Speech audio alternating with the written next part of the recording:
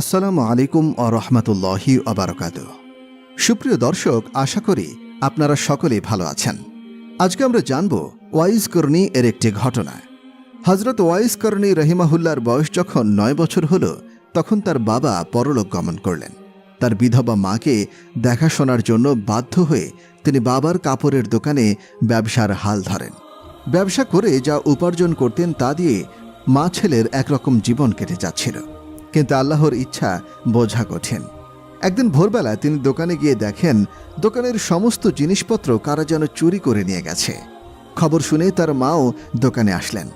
তার মা দোকানের এই অবস্থা দেখে বললেন, বাবা ওয়াইস, এখন কি হবে আমাদের? কি করে আমাদের দিন চলবে?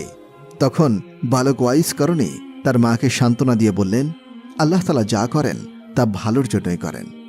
অতঃপর ওয়াইস করনী রাহিমাহুল্লাহ এক ধনী প্রতিবেশীর ভেড়া চরানোর কাজে নিযুক্ত হলেন।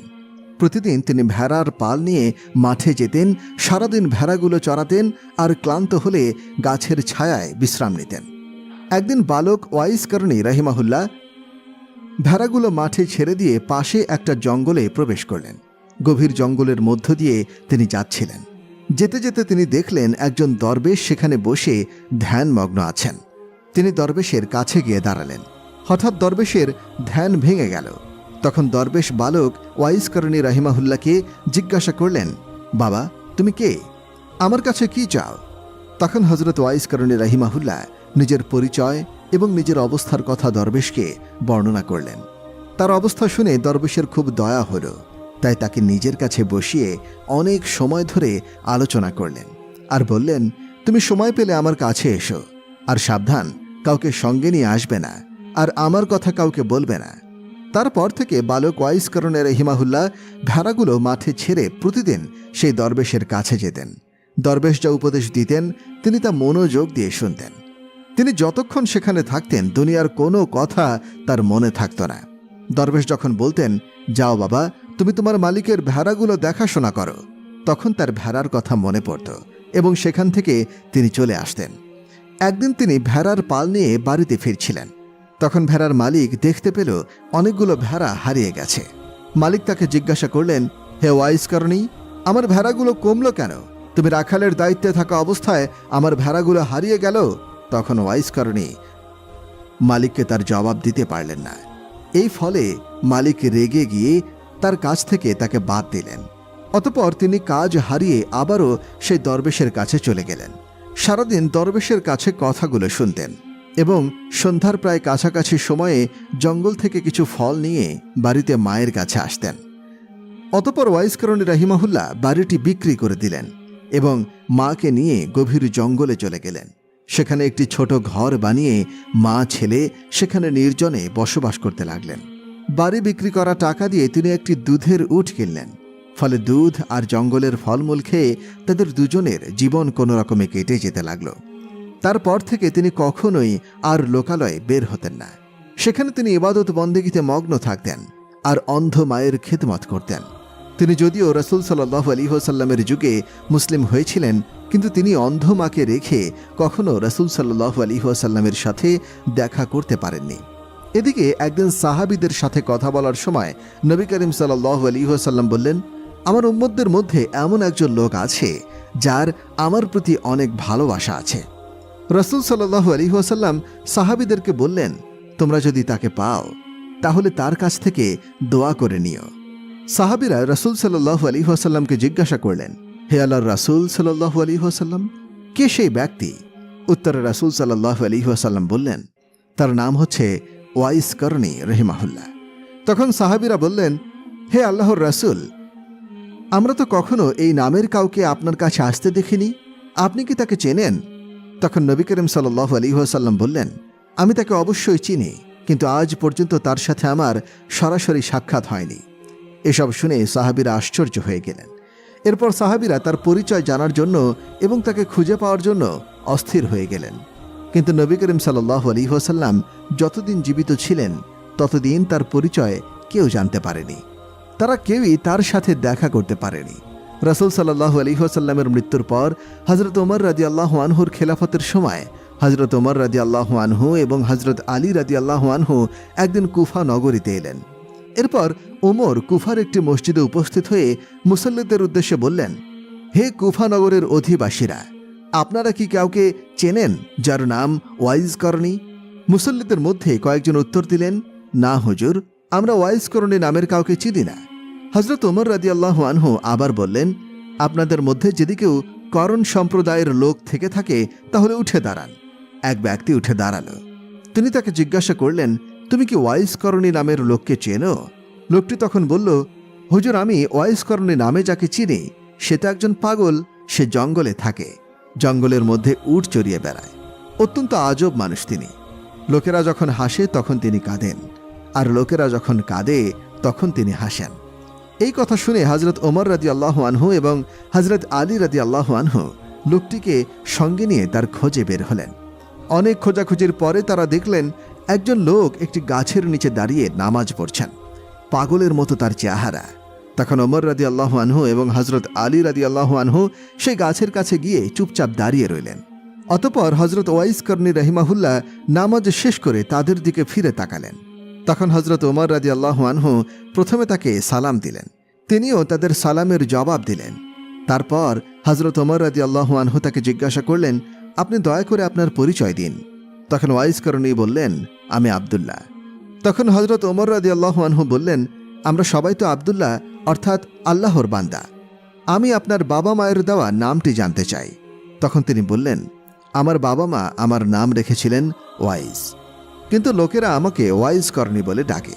তখন হযরত ওমর রাদিয়াল্লাহু আনহু বললেন, আপনার ডান হাতটা দেখাবেন কি? অতঃপর হযরত ওয়াইস করণী রাহিমাহুল্লাহ তার ডান হাত এগিয়ে দিলেন। তারা দুজনে তার ডান হাতে দিরহামের মতো একটা দাগ দেখতে পেলেন।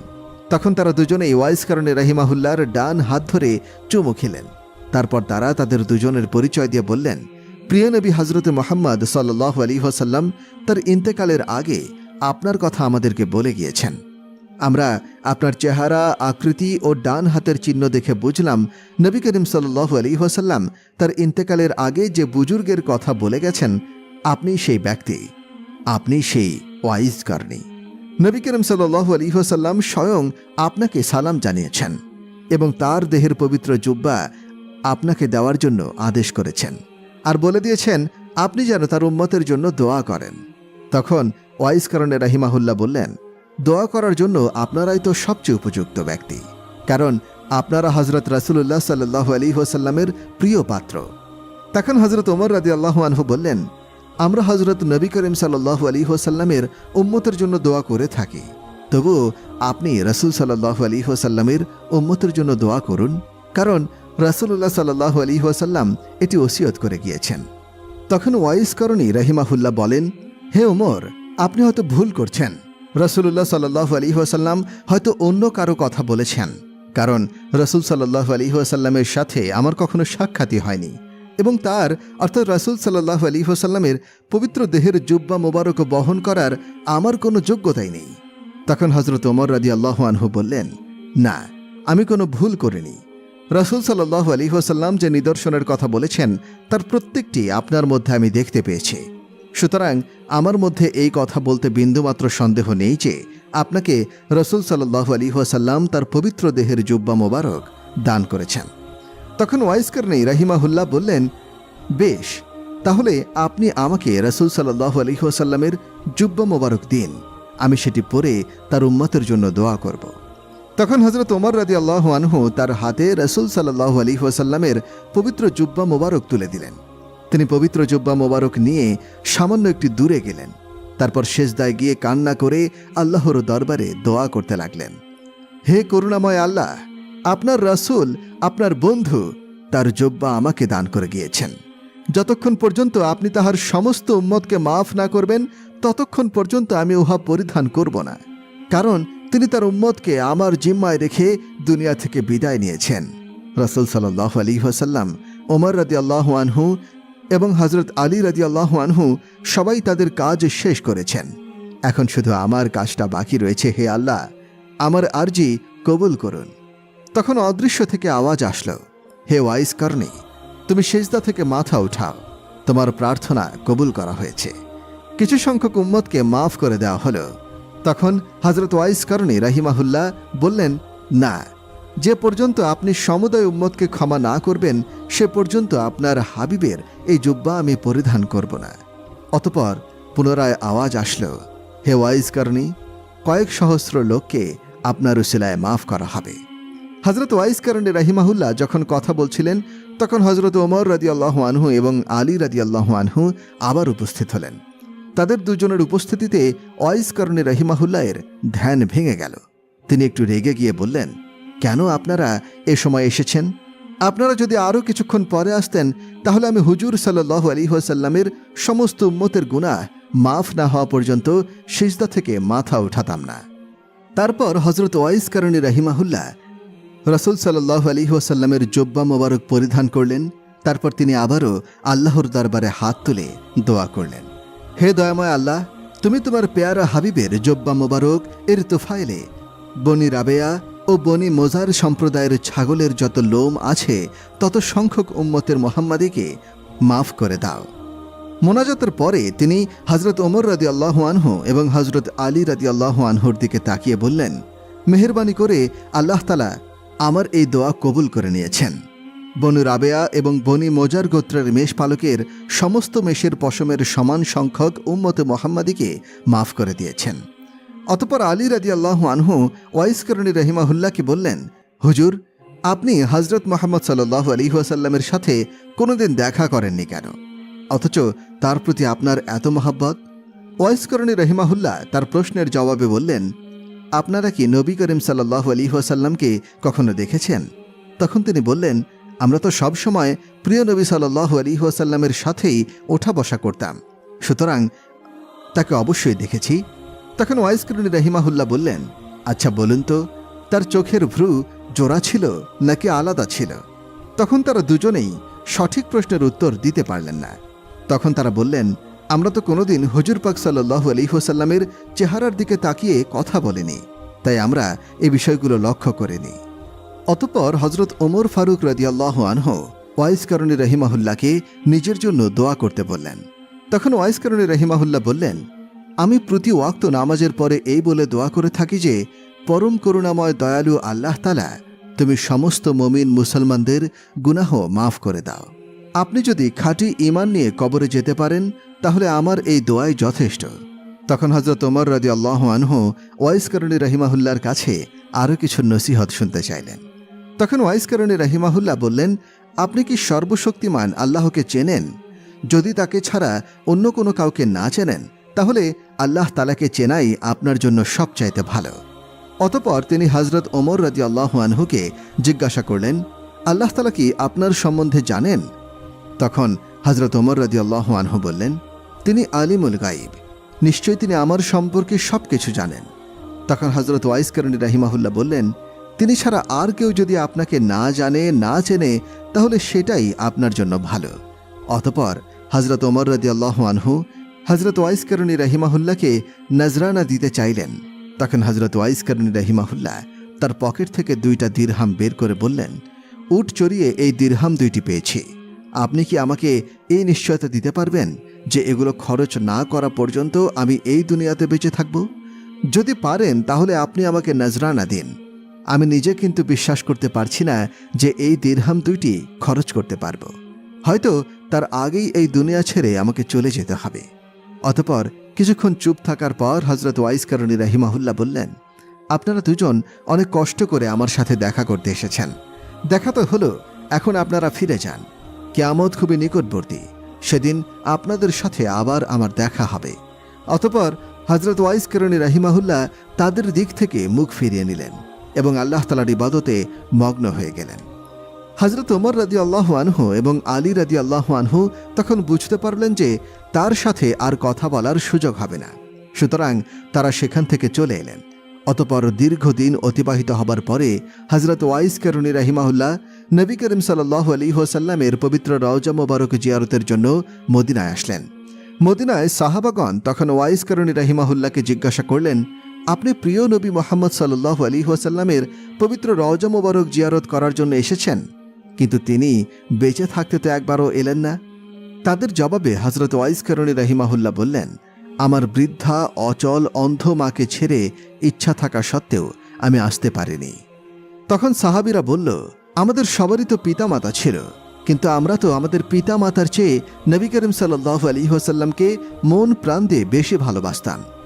তখন ওয়াইস করণী রাহিমাহুল্লাহ বললেন, আপনারা তো সবসময় রাসূল সাল্লাল্লাহু আলাইহি ওয়াসাল্লামের দরবারে থাকতেন, তাকে কাছে থেকে দেখেছেন, তাকে মন প্রাণ দিয়ে ভালোবাসতেন। আচ্ছা বলুন তো দেখি, রাসূল সাল্লাল্লাহু আলাইহি ওয়াসাল্লামের চেহারা মোবারক কেমন ছিল? তখন সাহাবীগণ রাসূল সাল্লাল্লাহু আলাইহি ওয়াসাল্লামের চেহারা মোবারকের কিছু কিছু বর্ণনা দিতে শুরু করলেন। এটা শুনে হযরত ওয়াইস করণী রাহিমাহুল্লাহ বললেন, আপনারা এতক্ষণ যা বললেন এটা তো শুধু বাহিরের এক টুকরো কথা, কিন্তু তার বাতিনি আকৃতির কথা তো আপনারা কিছুই বলেননি। সাহাবীগণ তখন কোনো জবাব দিতে না পেরে বললেন, হুজুর, তখন ওয়াইস করণী রাহিমাহুল্লাহ রাসূল সাল্লাল্লাহু আলাইহি ওয়াসাল্লামের আকৃতির এমন বর্ণনা দিলেন যে সাহাবাগণ কেউ তার কথা অস্বীকার করার কোনো সুযোগ পেলেন না। তার বর্ণনা শুনে সাহাবাগণ নতুন করে নবীজিকে দেখতে পেলেন তাদের অন্তরে। তখন তারা সবাই কেঁদে ফেললেন। অতঃপর ওয়াইস করণী রাহিমাহুল্লাহ পবিত্র রওজা মোবারকে জিয়ারত করতে গেলেন। রাসূল সাল্লাল্লাহু আলাইহি ওয়াসাল্লামের মহব্বতে হযরত ওয়াইস করণী রাহিমাহুল্লাহ কাঁদতে কাঁদতে পবিত্র রওজা মোবারকের পাশে বেহুশ হয়ে পড়লেন। কিছুক্ষণ পর হুশ ফিরলে জিয়ারত শেষ করে পাশের লোকজনকে বললেন, দয়া করে আপনারা আমাকে ধরুন এবং মদিনার সীমানার বাইরে রেখে আসুন। এই জায়গার মাটিতে আল্লাহর রাসূল সাল্লাল্লাহু আলাইহি ওয়াসাল্লামের পবিত্র দেহ মোবারক শুয়ে আছে, সেখানে পা রেখে আমি দাঁড়াতে পারছি না। বেয়াদবি হয়ে যাবে এই ভয়ে আমার শরীর থরথর করে কাঁপছে। প্রতিদিন নতুন নতুন ভিডিও পেতে আমাদের চ্যানেলটি অবশ্যই সাবস্ক্রাইব করুন এবং পাশে থাকা বেল আইকনটি প্রেস করতে অবশ্যই ভুলবেন না। এবং সেই সাথে আপনার যে কোনো মতামত আমাদের জানাতে আমাদের ভিডিওটিতে অবশ্যই কমেন্ট করুন। আশা করি আপনারা সবাই ভালো থাকবেন এবং সুস্থ থাকবেন। আসসালামু আলাইকুম ওয়া রাহমাতুল্লাহি ওয়া বারাকাতুহু।